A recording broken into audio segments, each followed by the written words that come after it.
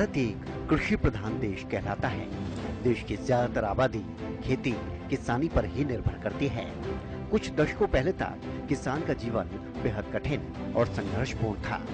उस समय का किसान केवल और केवल अपने और अपने परिवार के लिए कड़ी मेहनत के बाद भी 2 वक्त की रोटी का ही जुगाड़ कर पाता था।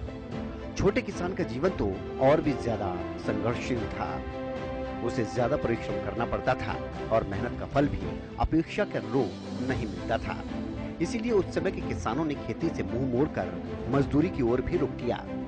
उस समय तक ये कोई नहीं सोच सकता था कि खेती किसानी कर भी अच्छा मुनाफा कमाया जा सकता है। नौकरी से कहीं बेहतर खेती किसानी भी होगी। लेकिन समय के साथ साथ किसानी का तरीका भी बदला और मुनाफा भी ज्यादा होने लगा। इसके कई कारण रहे, जिनमें समय के साथ साथ नई तकनीक और कृषि यंत्रों ने किसानों की जिंदगी को आसान बनाने का काम किया। किसान भी जागरूक हुए और सबसे बड़ी बात, कृषि और किसानों का स्तर सुधारने के लिए सरकार ने भी खुलकर किसानों की मदद करना शुरू किया।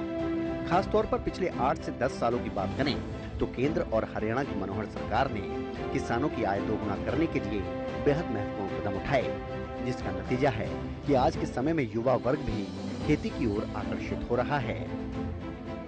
सबसे ज्यादा खुशी की बात यह है कि किसानों ने प्राकृतिक खेती को तेजी से अपनाना शुरू किया है। प्राकृतिक खेती का मतलब है कि फसलों पर किसी भी प्रकार का रासायनिक कीटनाशक एवं उर्वरकों का प्रयोग नहीं होगा। सिर्फ प्रकृति के दौरान निर्मित उर्वरक और अन्य पेड़ पौधों के पत्ते, खाद एवं जैविक कीटनाशक उपयोग में लाया जाता है। ये एक प्रकार से विविध प्रकार की कृषि प्रणाली है जो फसलों और जीव जंतुओं को साथ ही पेड़ों को भी एकीकृत करके रखती है। प्राकृतिक खेती कृषि की प्राचीन पद्धति है। ये भूमि के प्राकृतिक स्वरूप को बनाए रखती है। प्राकृतिक खेती में रासायनिक उर्वरकों और कीटनाशकों को बिल्कुल भी प्रयोग नहीं कर सकते, बल्कि प्रकृति में आसानी से उपलब्ध होने वाले प्राकृतिक तत्वों तथा जीवाणुओं के उपयोग से खेती की जाती है। ये पद्धति पर्यावरण के अनुकूल है तथा फसलों की लागत कम करने में कारगर है। प्राकृतिक खेती में जीवामृत, घन जीवामृत और बीजामृत का उपयोग पौधों को पोषक तत्व प्रदान करने के लिए किया जाता है। इसका उपयोग फसलों पर घोल के छिड़काव अथवा सिंचाई के पानी के साथ में किया जाता है। प्राकृतिक खेती में कीटनाशकों के रूप में नीमास्त्र, ब्रह्मास्त्र, अग्नेयास्त्र, सोडास्त्र, दशापटनी, नीम पेस्ट, गौमूत्र का इस्तेमाल किया जाता है। पिछले कई वर्षों से रासायनिक कीटनाशकों का प्रयोग फसलों पर करते आ रहे हैं, जिससे मिट्टी की उर्वरक शक्ति खत्म हो चुकी है एवं भूमि के प्राकृतिक स्वरूप में भी बदलाव हो रहे हैं, जो किसानों के लिए काफी नुकसानदायक है। रासायनिक कीटनाशकों के प्रयोग से जल प्रदूषण, वायु प्रदूषण, मृदा प्रदूषण प्रतिदिन बढ़ रहा है। किसान की फसल पैदावार कमाई का आधा हिस्सा रासायनिक उर्वरक और कीटनाशक खरीदने में चला जाता है, क्योंकि रासायनिक कीटनाशक काफी महंगे होते हैं। ऐसे में आज के समय में हजारों किसान प्राकृतिक खेती ही कर रहे हैं, साथ ही बड़ा और मोटा मुनाफा कमा रहे हैं। इन्हीं में से एक प्रगतिशील किसान हैं हरियाणा के पृथला विधानसभा के मोहना गांव के जितेंद्र कुमार, जो नेचुरल खेती, बागवानी, मधुमक्खी पालन करके डबल मुनाफा कमा रहे हैं। फिलहाल उन्होंने भिंडी, घिया, पेठा की खेती की हुई है और लगातार उनको अपने हाथ से खाद बनाकर उसमें डालते हैं। जितेंद्र कुमार का कहना है कि उन्हें नॉर्मल खेती में कोई मुनाफा होता नजर नहीं आया, जिसके चलते उन्होंने ऑर्गेनिक खेती करने का निर्णय लिया। साथ ही साथ उन्होंने बागवानी भी लगाई, जिसमें सरकार द्वारा उन्हें सब्सिडी देकर पूरा सहयोग किया गया। बागवानी के साथ साथ प्रगतिशील किसान जितेंद्र कुमार मधुमक्खी पालन भी करते हैं। उन्होंने बताया कि सरकार द्वारा मधुमक्खी पालन में भी अच्छी खासी सब्सिडी मिलती है और मुनाफा भी अच्छा कमा लेते हैं। उनका पूरा जीवन खेती में ही गुजरा है। उनको लगता है कि ऑर्गेनिक खेती करने के बहुत सारे फायदे हैं। ऑर्गेनिक खेती करने से जहां जमीन को भी दुष्प्रभावों से बचाया जा सकता है, तो वहीं दूसरी तरफ उस जमीन पर उगाई गई फसल लोगों की सेहत के लिए भी काफी फायदेमंद होती है। इसके अलावा उन्होंने बताया कि पहले उन्होंने मशरूम व अन्य खेती करके काफी पैसा कमाया था और आज भिंडी और घिया की फसल ऑर्गेनिक तरीके से वो कर रहे हैं। प्रगतिशील किसान जितेंद्र कुमार ने ये भी बताया कि वो बहुत सालों से सरकार की उन योजनाओं का लाभ उठा रहे हैं।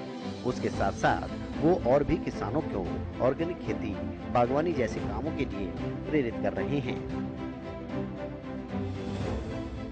मैं हॉर्टिकल्चर क्रॉप में सीजनेबल सब्जी करता हूँ और नेचुरल फार्मिंग करता हूँ। बागवानी भी करता हूँ। बागवानी के ज़्यादातर मैंने पेड़ लगाए हुए हैं।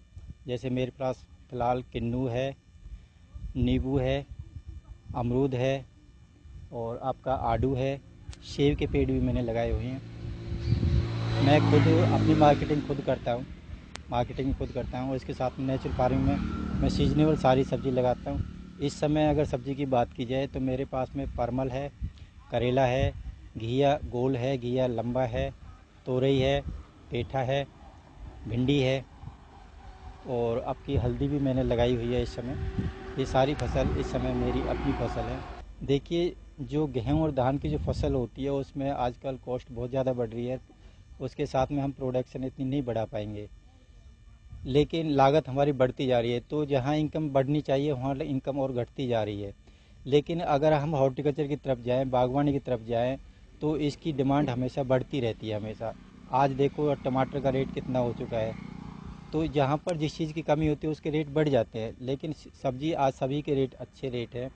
और अगर आप अपने हाथ से मार्केटिंग करेंगे, खुद अपना माल खुद बेचेंगे, तो जहाँ पर आपका माल मंडी के अंदर 1 लाख रुपए का 1 एकड़ का जा रहा है, तो वहाँ कम से कम आप 3 लाख रुपए का अपने हाथ से बेच पाएंगे 1 एकड़ सर, से। बात करें बागवानी के तो सरकार की तरफ से क्या कुछ सहयोग आप लोगों को मिलता है?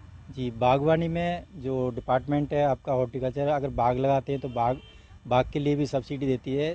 आपका 60% सब्सिडी फर्स्ट ईयर में मिलता है, 20% सेकेंड ईयर में मेंटेनेंस के लिए मिलता है और थर्ड ईयर में 20% फिर मेंटेनेंस के लिए मिलता है।